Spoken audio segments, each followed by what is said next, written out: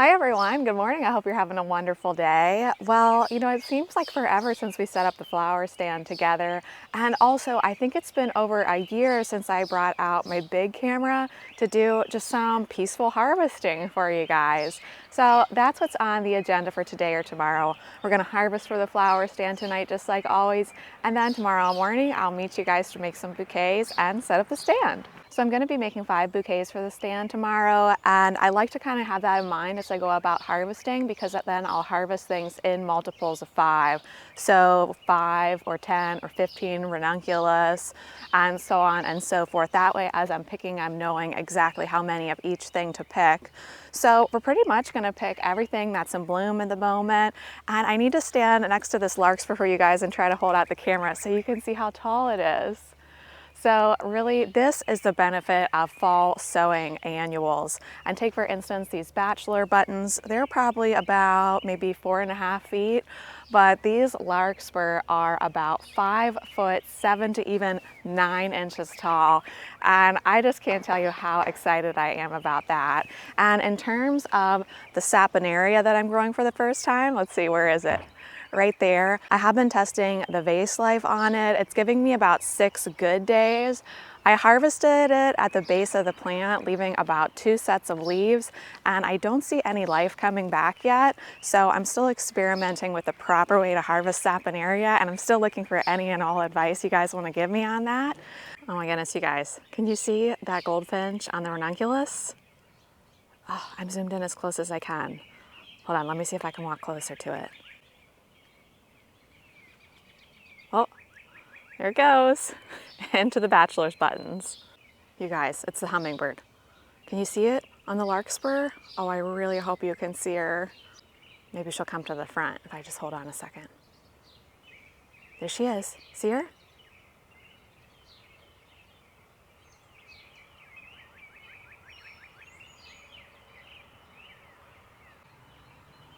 Oh my gosh, guys, how awesome is this? I tell you what, there's a lot of benefits to growing cut flowers, but this has to be number one.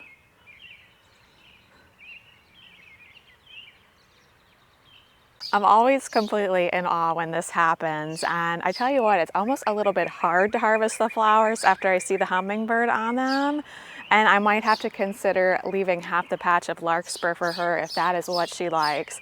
And I have never seen a goldfinch land on the ranunculus before. That was really cool. But I think we better get to harvesting before we lose the light. So I need to get my harvest buckets, my snips, which guess what? I just bought brand new snips the other day, and I didn't even have them for 24 hours before losing them somewhere in the floral jungle here. It seems like that always happens to me. I buy new snips and I immediately lose them. I think I need to have one of those chains where the snips are connected to you, and that way I can never lose them in the garden. Now, I will find them at some point in December along with a random Easter egg, because that just always seems to happen around here. So can you guys relate to the random Easter egg and snips that are nowhere to be found? I even know that they're somewhere in this garden because I was pruning back iris over here, and you think I'd be able to see them because they have bright red handles, but nope, nowhere to be found thus far. Anyway, let's pick some flowers together.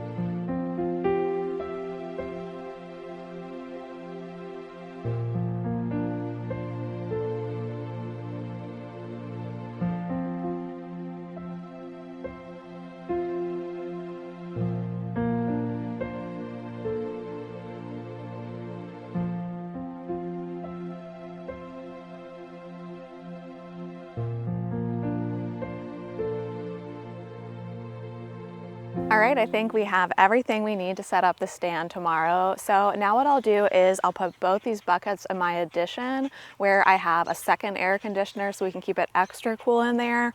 Things that don't really need to go in my cooler, which is just a refrigerator in the garage. Actually, I can show you that in a second. They just sit in my addition overnight to condition, and then early tomorrow morning we'll go ahead and arrange these flowers for the stand. I still can't get over that hummingbird, and I haven't figured out where she lives yet, but it's definitely somewhere close that she's here all the time. This is the first time I've ever had a hummingbird really seemingly live here or somewhere close, and it's just so exciting. And here's my addition. This is where I do all my seed starting. You might remember that from earlier on in the season.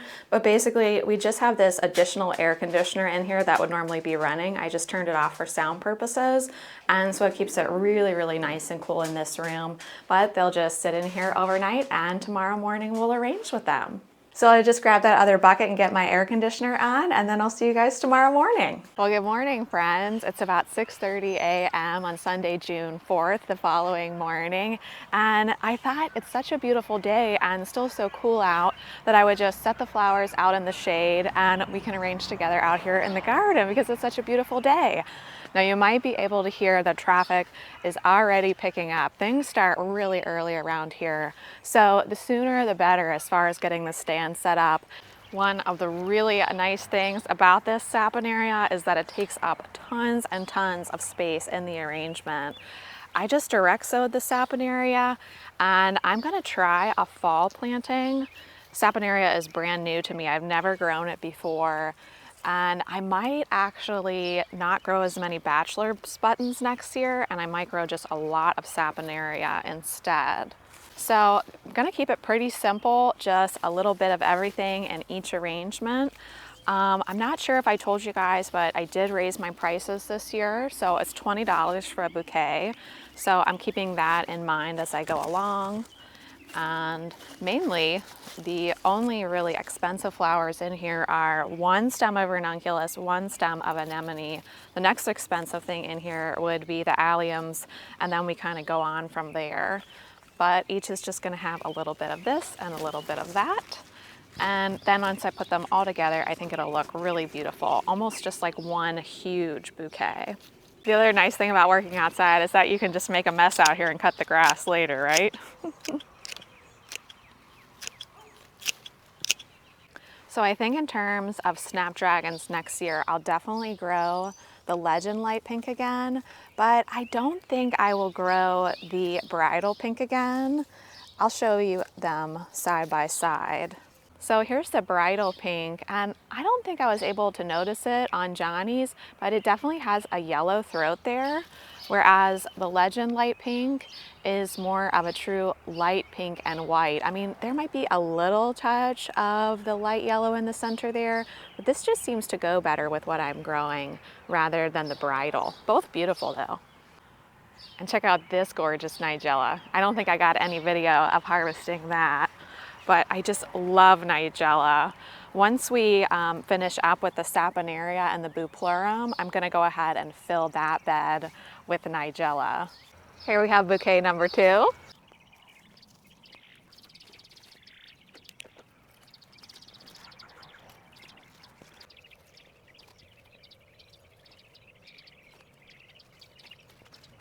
So recently I tried wrapped bunches at the stand. I did all wrapped peony bunches. That's something I've never done before. I always just put them out in jars. I just thought I'd see how it goes, see how it maybe elevates the arrangement, but actually they did not sell as well wrapped.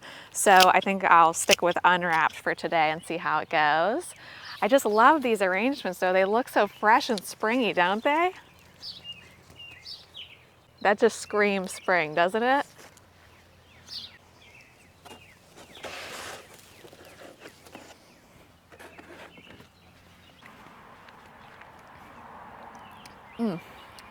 I think I just drank some nigella. I feel okay about it.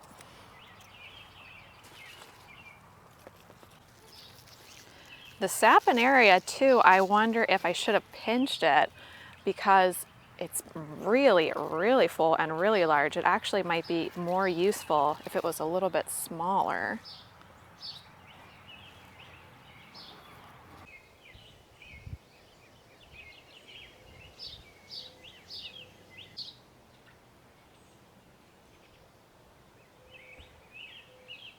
Well, friends, I got them all done, and I think just in time because I hear a lot more traffic now.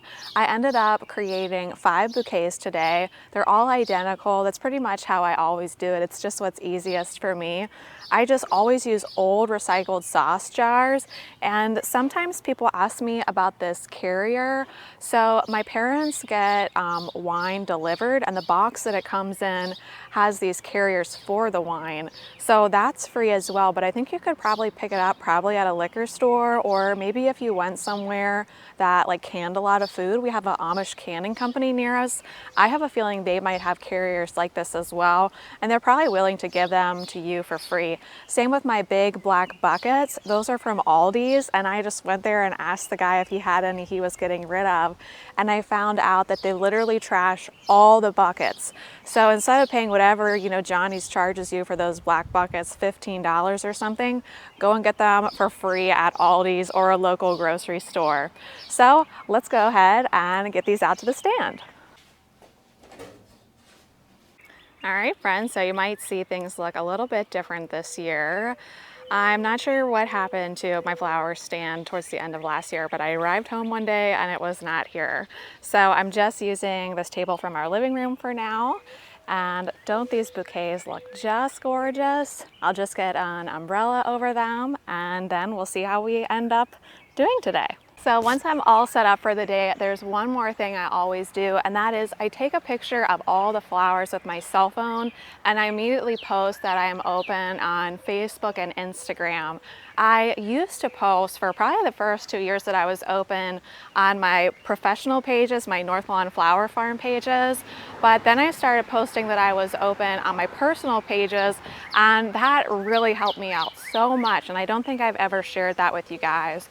But it was really that realization that the people that are buying my flowers are really my friends and neighbors. And so getting it there on my personal pages is what really helps me out. And that's something that I do every single day that I open. Well, friends, it's a few hours later now. I think it's about 10:30, but I've sold 4 already today and only 1 is left out there, but it's getting pretty hot today. It's gonna be 94 today. So I'm actually just going to bring that bouquet in and enjoy it there on my dining room table. I'm not really sure how this Appin area would take 94 degrees, and I know the Orlea won't like it. So I hope you enjoyed this video. I'd love to know if you would like to do more kind of harvest with me videos or set up the flower stand with me. It's pretty much the same, every day around here as we kind of ramp up into like the main part of the growing season. But of course I'm using different flowers, sometimes different amounts of arrangements, but my setup is pretty much always the same. So I'd love to know what you would like to see or what you wouldn't like to see. So I want to wish you a great day out in your gardens. Thank you so much for watching this video, and I'll see you sometime soon. Bye.